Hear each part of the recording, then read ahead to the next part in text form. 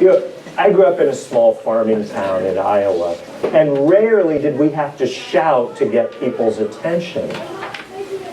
And then I moved to Boston to go to seminary, and I remember my first Saturday getting off the Green Line at Park Street Station.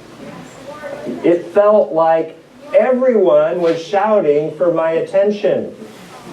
Will you sign this petition to save the baby seals? Got some spare change?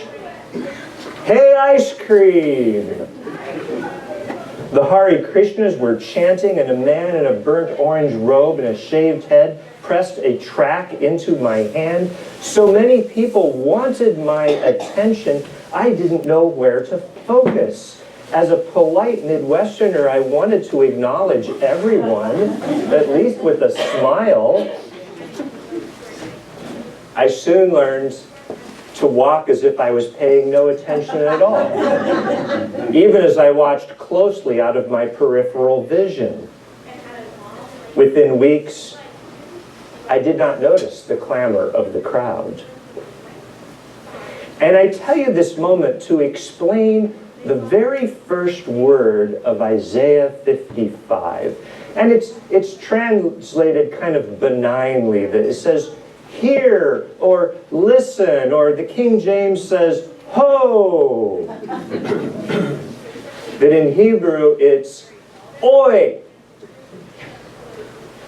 It's a very ancient sounding expression. It means, listen up. Pay attention, people. It's a confrontation that says, miss this at your own risk. And here is Isaiah, who is the most he's the most poetic of all the prophets, and he turns to the word of a street vendor. Oi, are you thirsty? Come and drink. He'll later go back and be more lyrical and say things like, incline your ear and listen to me.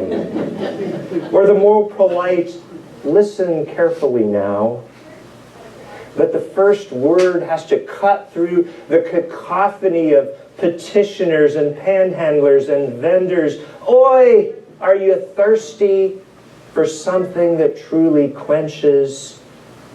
Come here, I have it. What could be so important to Isaiah that he abandons his poetry and shouts like a Manchester footballer on Ted Lasso and comes back and says 3 times, listen to me, people. What's so important? Well, a little history on this section of Isaiah. In the middle, it's known as the Book of Consolation.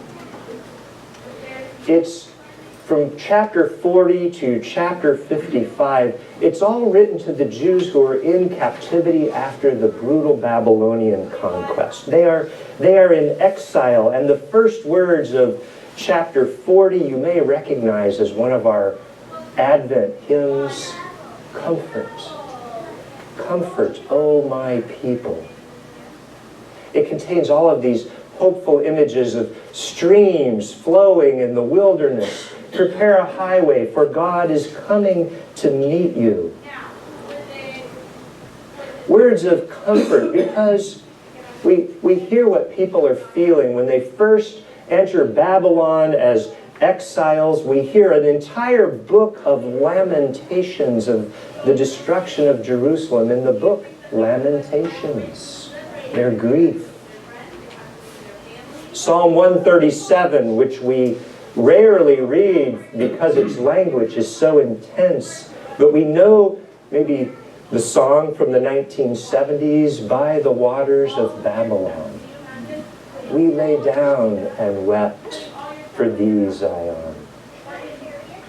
A psalm that accounts for they heard the Babylonians taunting them as they came as a beaten people. Where is your God now? And it made them so angry, so heartbroken, they actually finished Psalm 137 with a curse. May your babies' heads be dashed against the rocks. Yeah, it's very visceral. They're in deep pain at the destruction of their country. And so here is the book of consolation of 2nd Isaiah. And in the middle part of this book, we have some words that are probably familiar. That's called there are 3 suffering servant hymns that speak of wounds healing, of finding strength and wholeness. Words that say, we are beaten, but we are not broken. And those words became essential to our Christian understanding of Jesus and his crucifixion. And they remind us that despair and suffering can be faced, and we are not lost, that we can endure and come out on the other side, that resurrection is a possibility. And so when we reach our text this morning from Isaiah 55, this is the last piece of the book of consolation, the last word to exiles, and much has changed since they crossed the waters of Babylon when they were forced from their homes. They've been there for a generation. Many of them were born right there in Babylon. They don't remember the place that their parents call home in Jerusalem. They speak Aramaic and Akkadian and perhaps only know a few words of Hebrew prayers that their parents and grandparents say on the Sabbath. They built businesses and homes. Many even prospered. They married Babylonians and assimilated. And this word comes when Babylon, the great empire, is actually collapsing. Like many empires built on conquest and violence and plunder and corruption, they too fall. And Cyrus of Persia becomes the new superpower as Babylon fights itself and collapses before him. And Cyrus gives them a chance to go home, to end the exile. And so Isaiah says, "Oi, listen up, people. It's at this moment of choice and opportunity." And the choice is you may remember this song by The Clash. Should I stay or should I go? If I stay, it could be trouble. If I go, it could be double. Isaiah's words are inviting the people, and he uses this language of banquet. Come and buy wine and milk, even though you may have no money. And think about what this invitation, it means to a people. They've spent a generation wondering if God was done with them. They had lost their temple, their place of sacrifice and worship. They had no way to earn or restore back what was lost. And now, come anyway. The table is set. You don't have to earn it, deserve it. It's not a language of transaction. It's the language of homecoming. Exile seems to be over, not because people are finally good enough to be saved, but because the door is simply open. So Isaiah gives this invitation, and then another question lands in the middle. He says, why do you spend your money for that which is not bread, your earnings for that which does not satisfy? What a question. It feels very modern. It lands for us in this moment. The consumer society we have promises things it just can't deliver. No amount of Coach bags or all-you-can-eat buffets or cars that are now designed to look like living rooms inside are really going to make us fulfilled. It might make Jeff Bezos rich. But you know, this may be a surprise, but he's not working to make you happy. He hopes you don't realize that less is actually more, because he'd be out of business. So many scholars, they've interpreted this book of consolation. It's a call back to Jerusalem. It's a call to come back and start again and rebuild. And it's a big ask to encourage people to leave the only home that they knew. So I wondered, how many people actually left Babylon and they went back to Jerusalem to rebuild? And I did a little research this week, and the best scholarly guess is 5%. 5%. 95% stayed. What do we make of them? Were they faithless? Were they settling for Babylon's broken promises when the door was open? Well, history's complicated. Maybe you've noticed that. The greatest flowering of Jewish thought happened not in Jerusalem, but in Babylon. The Talmud, the ocean of rabbinic wisdom that became foundational for Jewish life the next 2,000 years, what we call the Old Testament, it was all compiled and edited in Babylon. Judaism is as profoundly shaped by the people that stayed as the people that came back to Jerusalem. And we may note that by the time Jesus arrives on the scene, 500 years after Isaiah, he's not a big fan of the temple priesthood, nor are they of him.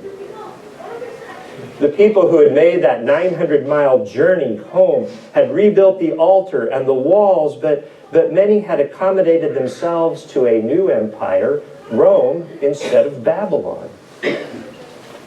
The temple had become magnificent and compromised in equal measure, and the prophets had warned about this. Micah said it so clearly: do justice, love, kindness, walk humbly.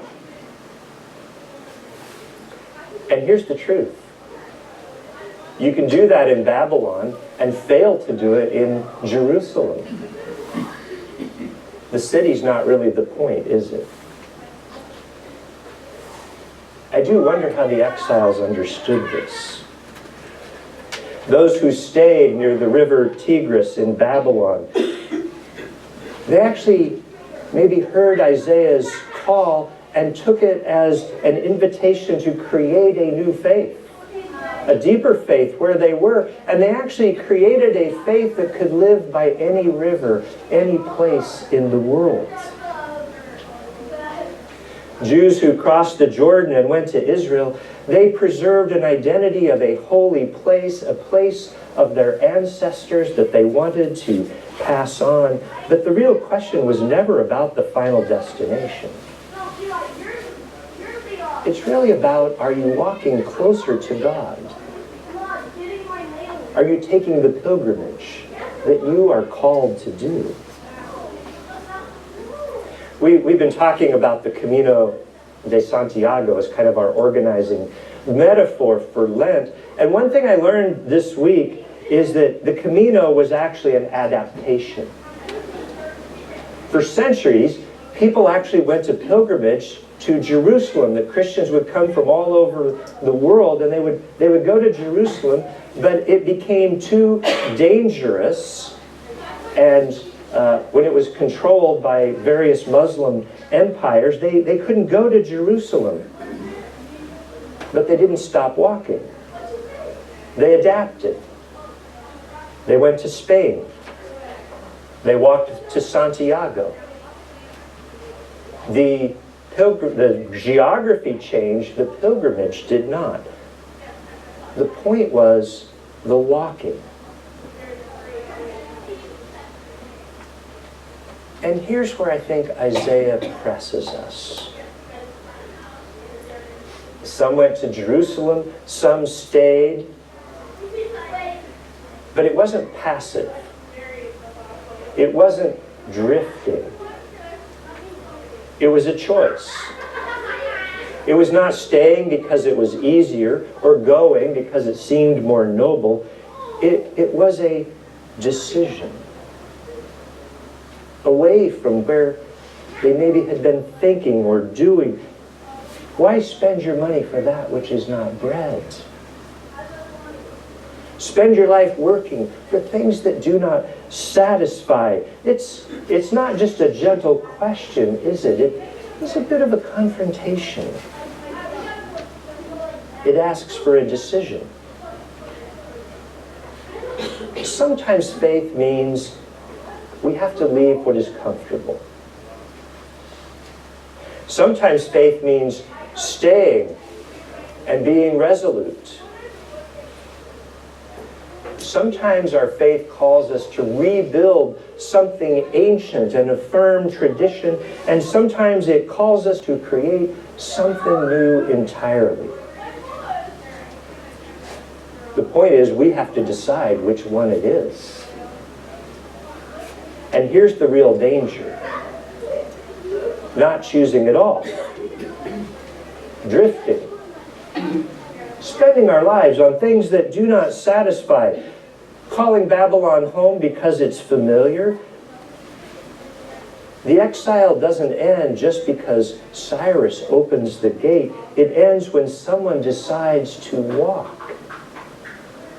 To be a pilgrim on the path towards God.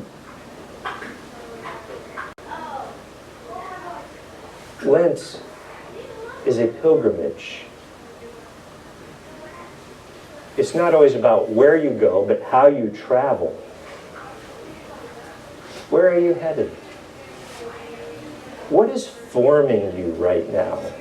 What are you spending your life on? You know, the Camino is not just a place, it's the next faithful step. Often the faithful step might even cost you something. And that's the question that I think Isaiah is shouting over the noise. Oi! Not because God's far away and straining to reach us, but because the Babylons that we live in are so loud. I mean, empires are designed that way. Pump up the noise, keep people consuming, keep them too distracted with drama so they can't hear what their souls are truly longing for. We know something about that. It doesn't take a trip to the Green Line to find the cacophony. It can find us right here. But Lent, it is a practice of incline your ear again.